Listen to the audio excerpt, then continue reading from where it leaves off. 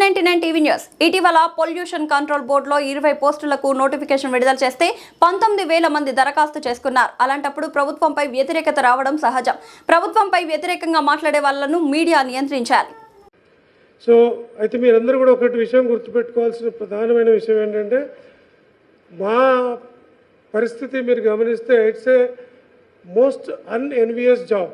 అంటే ఎవరు కూడా కావాలని కోరుకోని పరిస్థితిలో మేము ఉంటాం. ఎందుకంటే ఉదాహరణకి ఏ పోస్ట్ అయినా కూడా ఇప్పుడు సపోజ్ నేను తెలంగాణ పబ్లిక్ సర్వీస్ కమిషన్ నుండి పొల్యూషన్ కంట్రోల్ బోర్డుకి అసిస్టెంట్ సైంటిస్ట్కి నోటిఫికేషన్ ఇచ్చున్నాం. ఈ రోజుతో అయిపోతుంది. దాదాపుగా 19,000 అప్లికేషన్లు వచ్చాయి. ఉన్న పోస్టులు 20. అంటే నేను ఏం చేసినా కూడా 0.1%కి ఉద్యోగం ఇవ్వగలను. 0.1, నాట్ ఈవెన్ 1. అంటే 99.99%కి నేను ఉద్యోగం ఇవ్వలేను.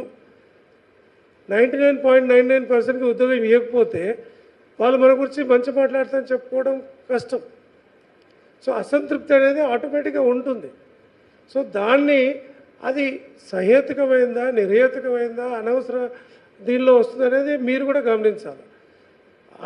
అకారణంగా మాట్లాడే వాళ్ళని కొంత కంట్రోల్ చేసే ప్రయత్నం కూడా మీడియా కానీ సమాజం కానీ చేయాలి. ఎందుకంటే అందరికీ ఉద్యోగం ఇవ్వడం అనేది ఈ నోటిఫికేషన్ ఏ నోటిఫికేషన్ అయినా అందరికీ ఇవ్వడం సాధ్యం కాదు. ఇప్పుడు అదే నేను ఇప్పుడు ప్రిన్సిపల్ సెక్రటరీ ఎడ్యుకేషన్గా పనిచేస్తున్నాను.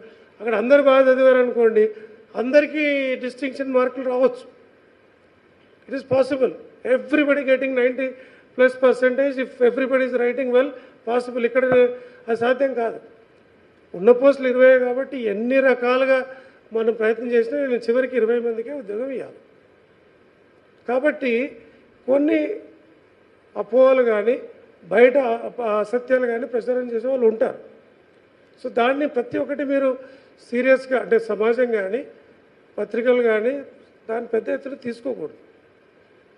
ఎవరు ఏం చెప్పినా అదే నిజమని నమ్మితే మన పిల్లలకి మనమే అన్యాయం చేస్తున్నాం. మనం ముఖ్యంగా గుర్తుపెట్టుకోవాల్సిన విషయం ఏంటంటే ఒక నమ్మకం, ఒక భరోసా.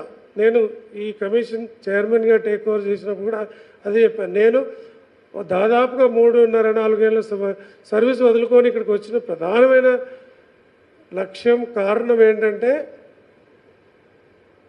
మనం కూడా కష్టపడి ఎలాంటి ఆధారం లేకుండా ఎలాంటి పరిచయాలు లేకుండా కేవలం పరీక్షలు నమ్ముకొని పబ్లిక్ సర్వీస్ కమిషన్ లాంటి సంస్థలు యూపీఎస్సీ కావచ్చు, వేరు పబ్లిక్ సర్వీస్ రిక్రూట్మెంట్ చేసే వ్యవస్థలు